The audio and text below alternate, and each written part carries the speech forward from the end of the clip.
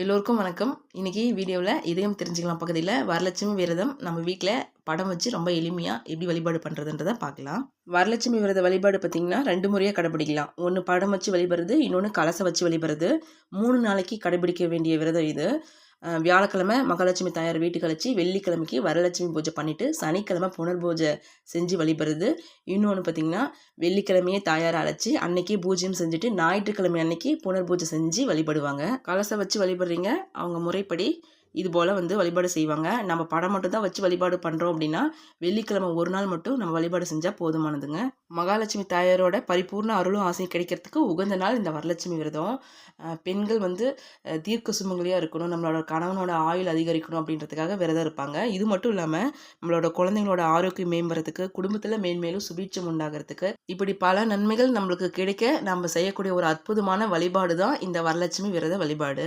இப்போதான் முதல் முறையாக நம்ம இந்த வரலட்சுமி விரதத்தை தொடங்குறோம், ஆரம்பிக்கிறோம்னா கூட எந்த ஒரு தயக்கமோ பயமோ இல்லாமல் தாராளமாக இந்த வரலட்சுமி விரத வழிபாடை நம்ம பண்ணலாம். உள்ளன்போட வேண்டினா போதும், தாயார் நம்ம வீடு தேடி அருள் புரிவாங்க. இந்த வருஷம் பார்த்திங்கன்னா வரலட்சுமி விரதம் ஆடி கடைசி வெள்ளியோட இணைஞ்சு வருது. அழைக்கிற நேரம் பூஜைக்கான நேரத்தையும் முதல்ல நம்ம பார்த்துடலாம். மகாலட்சுமி தாயாரை வீட்டுக்கு அழைக்கிற நேரம் பார்த்திங்கன்னா ஆகஸ்ட் 15 மாலை 6 மணி முதல் 8 மணி வரை, ஆகஸ்ட் 16 வெள்ளிக்கிழமை காலையில் 6 மணி முதல் 7:20 வரையிலும். வரலட்சுமி பூஜைக்கான நேரம் ஆகஸ்ட் 16 வெள்ளிக்கிழமை காலையில் 9 மணி முதல் 10:20 வரைக்கும், மாலை 6 மணிக்கு மேலே. இது பூஜைக்குரிய நேரமாக சொல்லப்பட்டிருக்கு. அடுத்தது புனர்பூஜைக்கான நேரம் பார்த்திங்கன்னா ஆகஸ்ட் 17 காலையில் 7:35 8:55 வரையிலும்.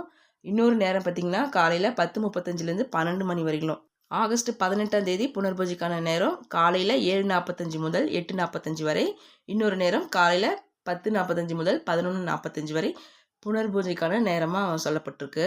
இப்போ பூஜைக்கான நேரம், புனர்பூஜைக்கான நேரம், தாயாரை வீட்டுக்கு அழைக்கிற நேரம்லாம் பொதுவாக பார்த்தோம்.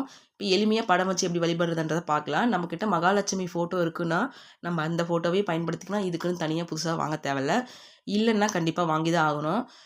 கணபதியோடு சேர்ந்து இருக்காங்க, இல்லை லட்சுமி குபேரராக இருக்கிறாங்கனாலும் தப்பில்லை, நம்ம அந்த படத்தையே பயன்படுத்திக்கலாங்க வழிபாட்டுக்கு. லட்சுமி தாயார் படத்தை சுத்தமாக தொடச்சிட்டு மஞ்சள், சந்தனம், குங்குமம் எல்லாம் பொட்டு அலங்காரம், பூ அலங்காரம்லாம் பண்ணிக்கணும்.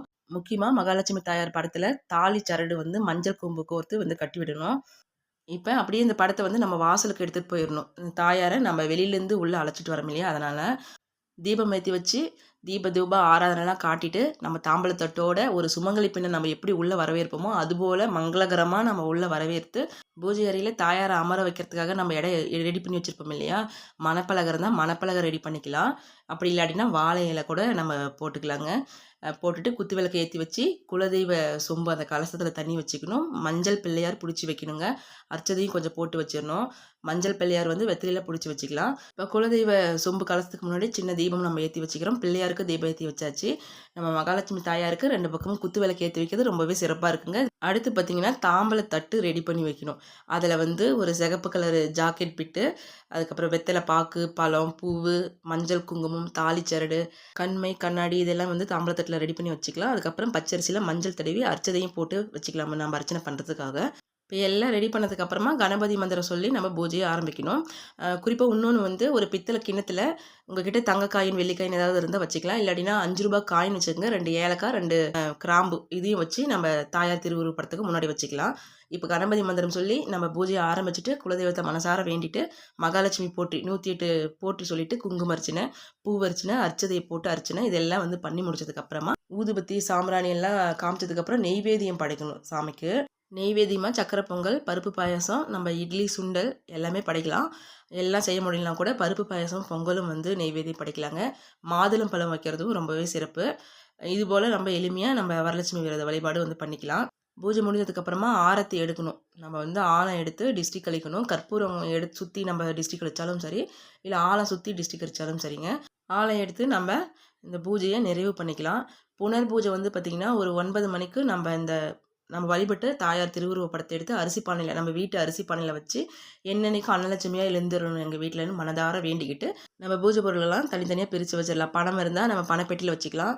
உடச்சி வச்ச தேங்காய், ஏலக்காய், அரிசியெல்லாம் இருக்குது அப்படின்னா அதை நீங்கள் சமையலுக்கு பயன்படுத்திக்கலாம். இதுபோல் எளிமையாக படம் வச்சு நம்ம வரலட்சுமி விரத வழிபாடை பண்ணிக்கலாம். அன்றைக்கி பார்த்திங்கன்னா நம்மளால் முடிஞ்ச அளவுக்கு தாம்பழத்தட்டு ஒரு 2-3 பேத்துக்காவது நம்ம சுமங்கலி பெண்ணுக்கு கொடுத்துட்டு அவங்க கையால் நம்ம ஆசீர்வாதம் வாங்குறது ரொம்பவே நல்லது. இன்றைக்கி ஷேர் பண்ண இந்த பதிவு உங்களுக்கு பிடிச்சிருக்குன்னா லைக் பண்ணுங்கள், ஷேர் பண்ணுங்கள். மீண்டும் வேறொரு வீடியோவில் பார்க்கலாம்.